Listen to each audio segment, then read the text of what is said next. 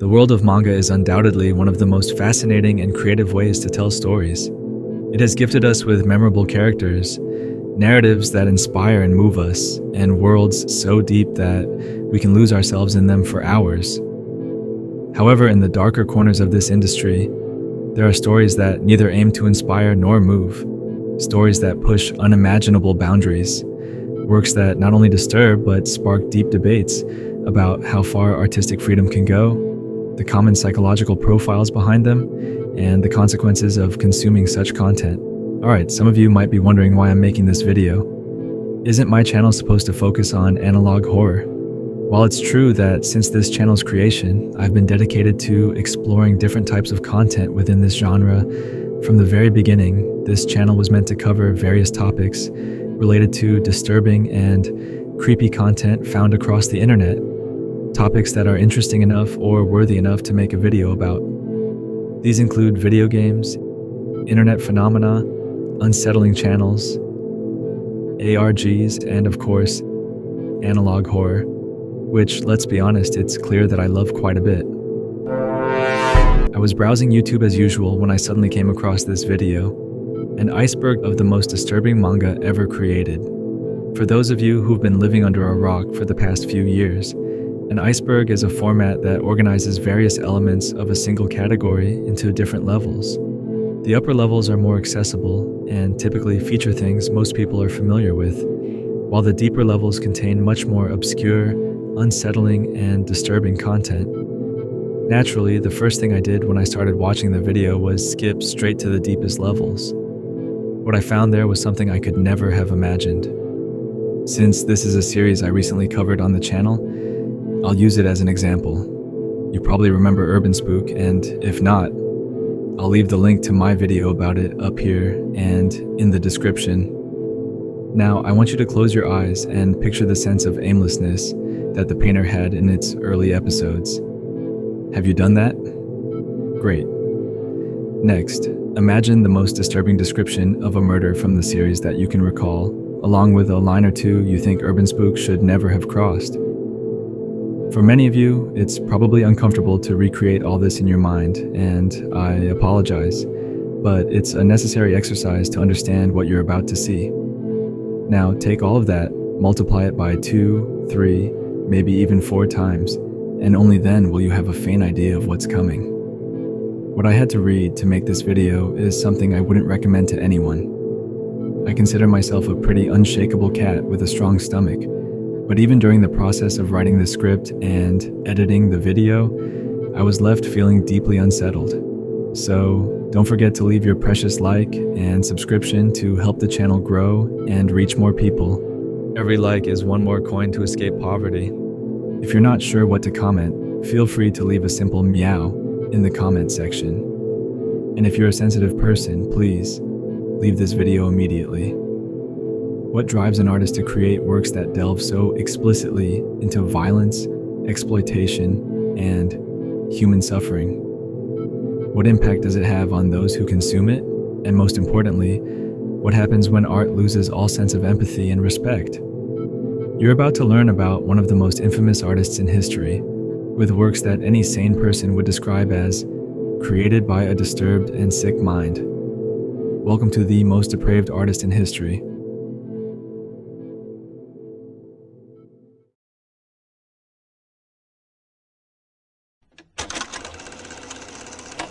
Uziga Waita is a Japanese mangaka known for his works within the eroguro subgenre, a style that combines sexual content with extreme graphic violence, including abuse, mutilation, and some of the most grotesque and repulsive scenarios imaginable. Relatively little is known about Uziga Waita's personal life. Like many artists in Japan, he has maintained a low profile, and details about his true identity, private life, or motivations remain unknown. There are no photos of him, and the few confirmed details include his birth date, October 9th, 1970, making him 54 years old as of today. The worst part, despite his age, he's still actively producing work. It's often said that we should separate the art from the artist, right? In this case, that's utterly impossible. His works speak for themselves, emerging from a mind that seems thoroughly degenerate and corrupted to its very core. One of his most infamous works, Mai-chan's Daily Life, follows a young maid named Mai who has a unique ability. She can regenerate any part of her body, no matter how severe the injury, making her practically immortal. However, this doesn't mean she's immune to pain. She feels everything. While this concept could have been used for a psychological horror or even a heroic narrative, here it serves as nothing more than an excuse to depict explicit violence and sexual exploitation in the most graphic and disturbing ways possible. The story lacks a clear narrative arc or meaningful character development.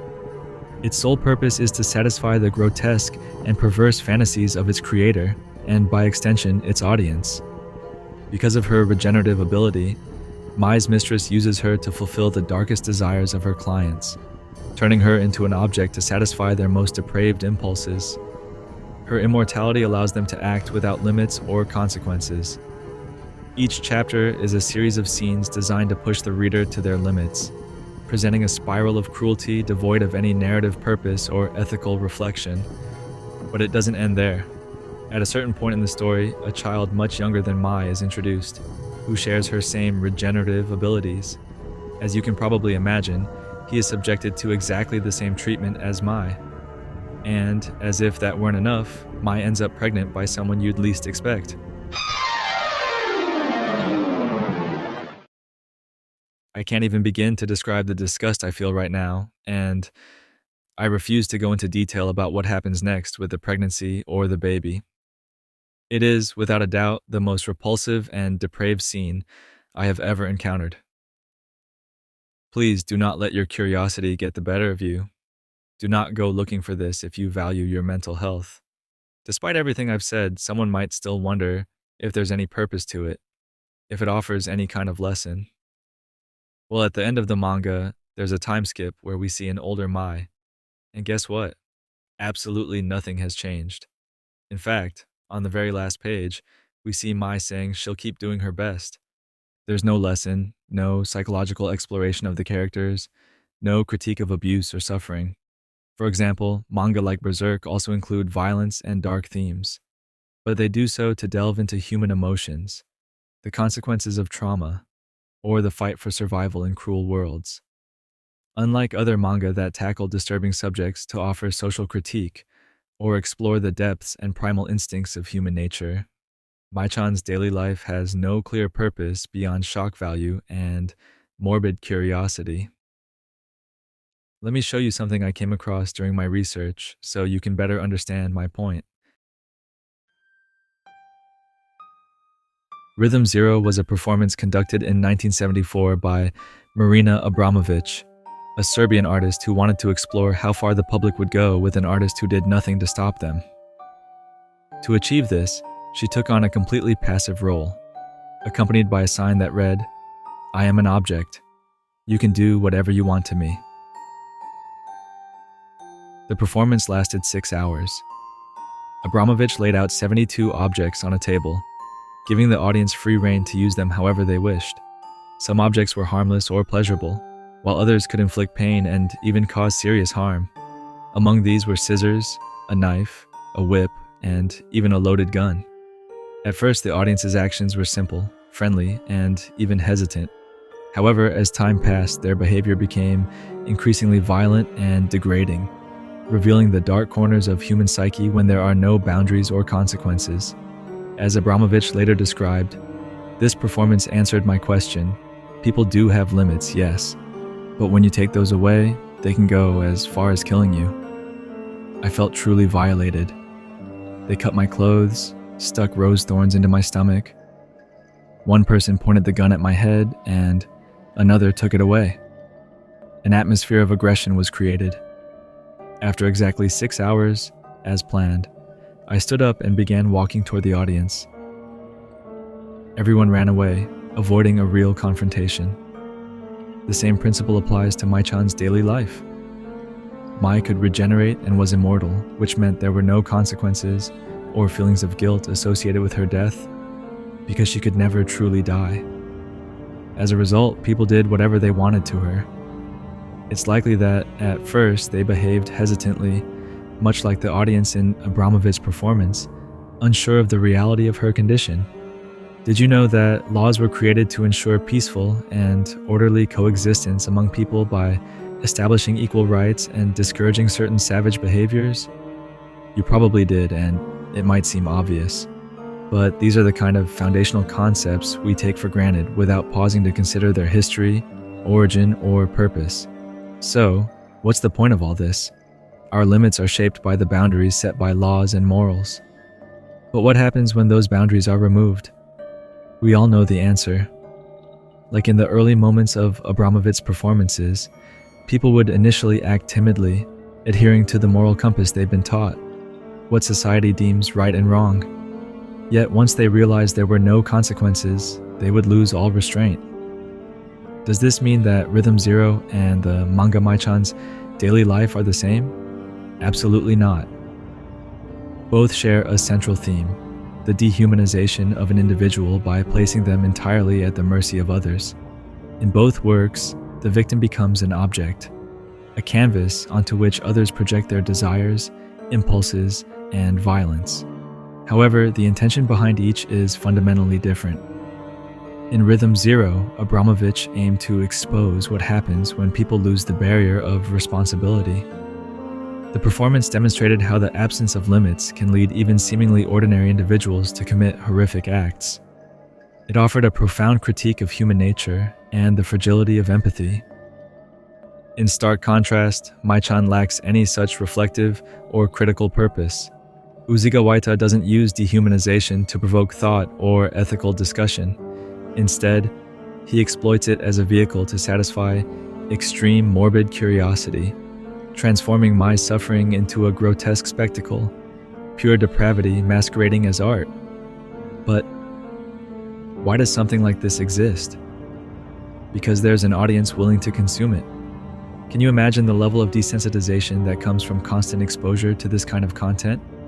Yes, I'm fully aware that it's just fiction. However, the consequences are still profoundly disturbing. If we become accustomed to seeing suffering as something normal, or worse, entertaining, our ability to empathize with others' pain diminishes. Repeated consumption of such material can make heinous acts seem acceptable or even appealing. Like a drug, over time, those who consume this type of content will seek something even more graphic to achieve the same emotional reaction. And if, after all this, you still think it's not a big deal, which I would find deeply concerning, what if I told you that Uziga Waita crossed the thin line between reality and fiction in one of his works? What if I told you that this depraved and sadistic individual went so far as to graphically depict, in excruciating detail, one of the most horrific cases in human history? Everything began on November 25th, 1988, when Junko, a 17-year-old student leading a peaceful and promising life, was on her way home after finishing her shift at a part-time job. Junko was a bright young woman, well-liked by her peers, and known for her kind and disciplined nature. However, that night, she would be abducted by a group of 4 young men who would forever change her life. One of them, Hiroshi Miyano, had previously tried to court her, but Junko had rejected him. This seemingly trivial event sparked an unimaginable act of revenge. Miyano, along with his friends Nobuharu Minato, Yasushi Watanabe, and Joe Ogura, devised a cruel plan to abduct Junko as she walked alone. They pretended to help her after causing her to fall off her bicycle. But in reality, they took her to a house in Tokyo's Adachi district. In that house, which belonged to the parents of one of the perpetrators, Junko was held against her will for 44 days, during which she was subjected to relentless physical, sexual, and psychological torture.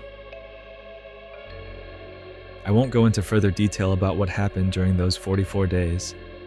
It is estimated that at least 100 people either participated in or were aware of the situation, yet no one intervened. Eventually, the inevitable happened. Junko was murdered. Her body was placed in a barrel filled with cement and abandoned in a vacant lot. When her remains were discovered, the autopsy revealed the unimaginable level of suffering she had endured. The case shocked all of Japan, not only due to the brutality of the crime, but also because of the complete lack of intervention from those who knew what was happening. The perpetrators were arrested shortly afterward, but their sentences were shockingly lenient. They should have received life imprisonment at the very least, even though they were minors at the time of the crime. Hiroshi Miyano, considered the ringleader, received a 20-year sentence, while the others were given even shorter sentences. None of them showed genuine remorse, and some even went on to commit crimes again after their release. As I mentioned earlier, this disturbed individual created a manga based on the case, graphically and explicitly depicting the abuses Junko suffered, showing no respect whatsoever for the victim or her family.